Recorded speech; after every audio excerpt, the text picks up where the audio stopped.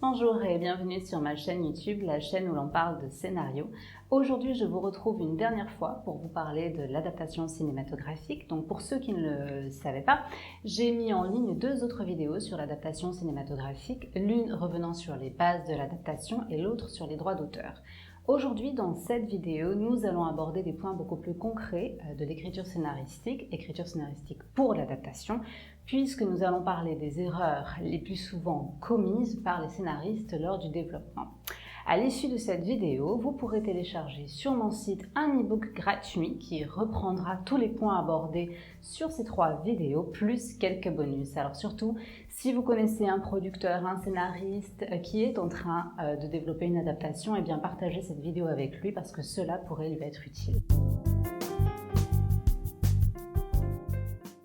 Alors la toute première question à vous poser lorsque vous lisez un roman, un manga et que vous tombez en amour avec l'histoire, comme diraient les Québécois, c'est de vous demander si l'œuvre que vous êtes en train de lire est adaptable. Est-ce qu'elle peut être adaptée au cinéma? Parce que vous ne devez pas oublier qu'une œuvre littéraire, quelle qu'elle soit, n'est pas forcément faite pour aller sur grand écran. Et ça, c'est quelque chose qui arrive très souvent. Et j'ai très souvent vu le cas de figure où les auteurs tombent en amour, adorent une histoire, décident de la porter sur écran, trouvent un producteur pour les aider dans le développement, les soutenir, et on se rend compte presque à la fin, en fait, finalement, que cette histoire, elle ne tient pas la route parce qu'elle n'est pas adaptable. Alors, quelles sont ces histoires dont je veux parler?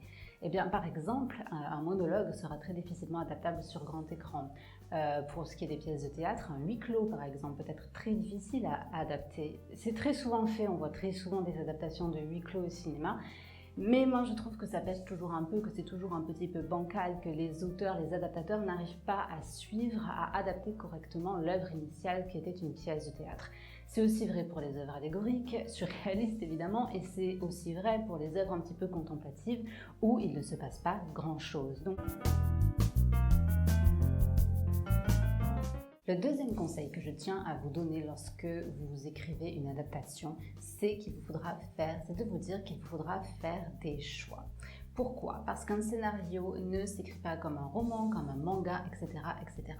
Un scénario, un film répond à des règles spatio-temporelles, c'est-à-dire que pour des raisons très souvent monétaires, vous ne pourrez pas intégrer tous les décors qu'il y a dans le roman, vous ne pourrez pas intégrer tous les personnages, etc., etc. Mon conseil pour cela, lorsque vous lisez l'œuvre pour la première fois, notez tous les éléments que vous aimez, qui vous semblent indispensables à la trame, et notez également ceux que vous jugez inutiles ou ne pas correspondre au sujet, enfin bref, que vous aimez moins. Cela vous aidera à faire le tri. Mais une fois que ce tri sera fait, eh bien, ne changez pas d'avis, restez-y et développez votre intrigue à partir des points que vous aurez sélectionnés en amont. Enfin, un autre conseil, et peut-être le conseil le plus important de cette vidéo, c'est de vous faire comprendre que vous devez rester fidèle à vous-même et que vous devez ajouter votre ADN, votre patte à cette histoire. Ce n'est pas parce que c'est une adaptation que vous devez absolument vous y soumettre, vous soumettre à l'histoire et oublier votre identité.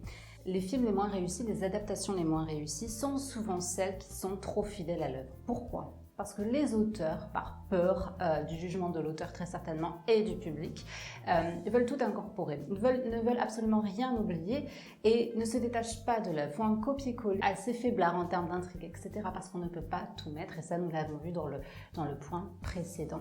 Donc il faut vraiment que vous vous détachiez un petit peu de l'auteur initial, de ses intentions parce que vous n'êtes pas lui de toute façon, bon, sauf si vous travaillez avec lui éventuellement. Et essayez de ne pas penser à ce que va penser justement le public qui aura lu le roman. Parce que dans tous les cas, vous ne les satisferez pas. Il est très rare de voir que les amoureux d'une œuvre ou d'un auteur en particulier adorent les adaptations cinématographiques. C'est très rare parce qu'ils ont eux-mêmes, ils se sont fait leur propre image de l'histoire et ils ont une interprétation qui leur est propre, qui leur est personnelle, donc vous n'y collerez pas à 100%. Par contre, si vous ajoutez votre identité, votre patte à vous, plus l'âme de l'œuvre, évidemment, et bien là, on arrive enfin à une œuvre beaucoup plus intéressante. Alors enfin, dans cette dernière partie de vidéo, j'ai décidé de vous parler des choses à faire et des choses à ne pas faire dans un scénario d'adaptation.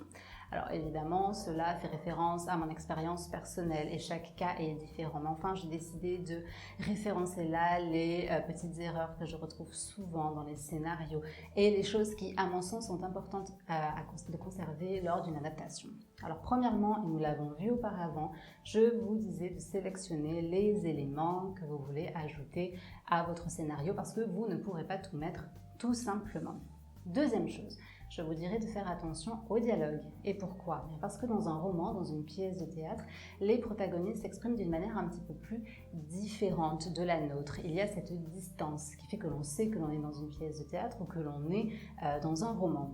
Par contre, au cinéma, les dialogues se veulent très réalistes parce que le cinéma est très souvent un copier-coller de la réalité. Donc il est difficile de transposer les dialogues d'un roman à des dialogues dans un film.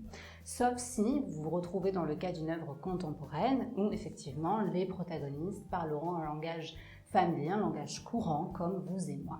Alors, une autre chose à laquelle il faut vraiment prêter attention lorsque l'on travaille sur une adaptation, c'est le rythme. Vous ne pouvez pas faire un décalqué du rythme du roman sur lequel vous êtes en train de travailler.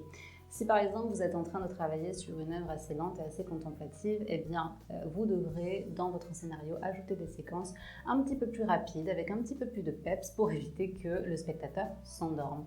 A contrario, si vous êtes en train de travailler sur une œuvre très rapide comme un film d'action, eh bien il serait bien d'incorporer des séquences un petit peu plus lentes pour permettre tout simplement au spectateur d'absorber ce qu'il vient d'apprendre.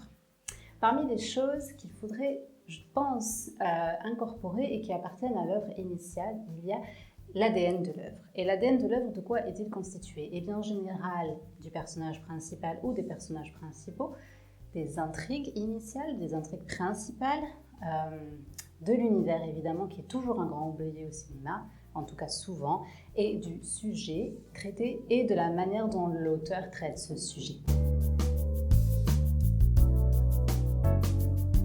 Voilà, c'en est fini cette série de vidéos consacrée à l'adaptation cinématographique. J'espère en tous les cas qu'elle aura répondu à vos questions. Et si il y a des points que je n'ai pas abordés et que vous avez des questions, n'hésitez pas à les poser en barre de commentaires. Voilà, comme je vous l'ai dit précédemment, un e-book vous attend sur le site et vous donne accès en fait à tous les points abordés lors de ces 3 vidéos. C'est un petit résumé, plus quelques bonus, dont notamment par exemple les aides auxquelles vous pouvez prétendre lorsque vous êtes en train de travailler sur une adaptation.